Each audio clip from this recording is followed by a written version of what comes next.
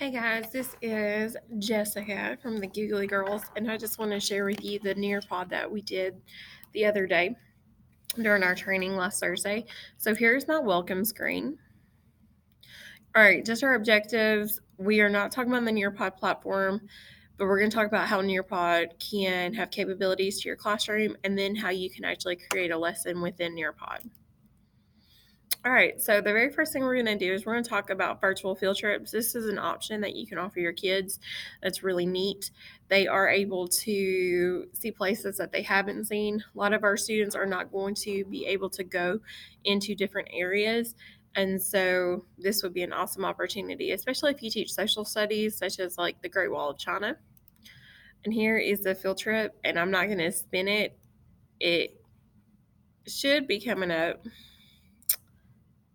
Here we go. It just takes it a minute, but here's the Golden Gate Bridge, and the kids can actually manipulate it going in and out and all that good stuff. It may be hard if you have a student who can get car sick pretty easily, so you might want to watch that. All right. So here is an example of another option you can do is how do you feel when faced with a challenge? And you can have the students draw. This is something that you can check really easily, really quick. And also, just remember that you can do Nearpod from your cell phone with an app, and you can actually see the students who and who are not present by based off of the left top corner with the little people that looks like a Lego block. If they're there, that's green. If they're not active, it is red. And so the students can either draw, use a highlighter, write text, take it, do a picture, or actually take a picture. And this would be their eraser.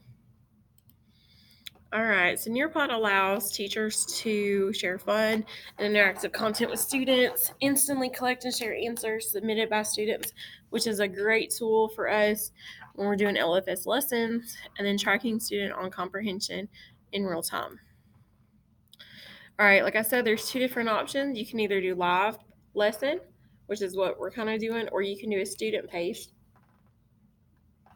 which will give you an option if you are going to leave your students this as like an assignment while you're gone for a sub, or even if you are doing centers and wanting the kids to kind of have more practice.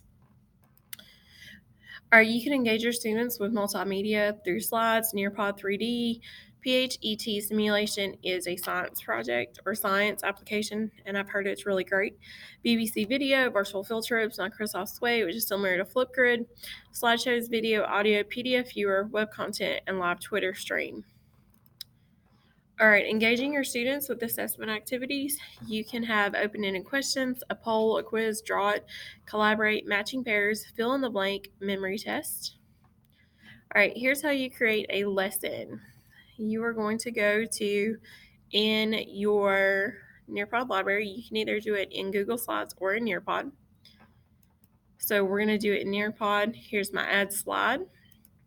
Once I get to my add slide, I am going to be given a menu, and you can choose from several different options. If you click on slide, this will allow you to do, or I'm sorry, you have to click on add content and do slide. This is where you would add videos or any of that kind of stuff and add activities. But slide is where it will allow you to do text, change the format, basically edit your slide. And this is where you can, like I said, do the layout and the theme of your slide. You add text, video, and images. And then when you're finished all the slides, make sure as you're going through it, you save your slides.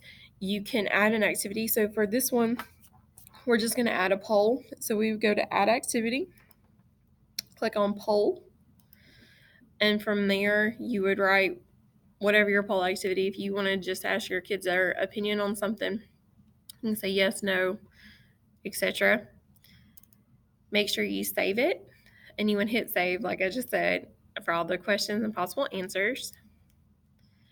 And then when you're finished with that, you want to add your lesson title, grade, subject, and any description just so that you have it for real quick access.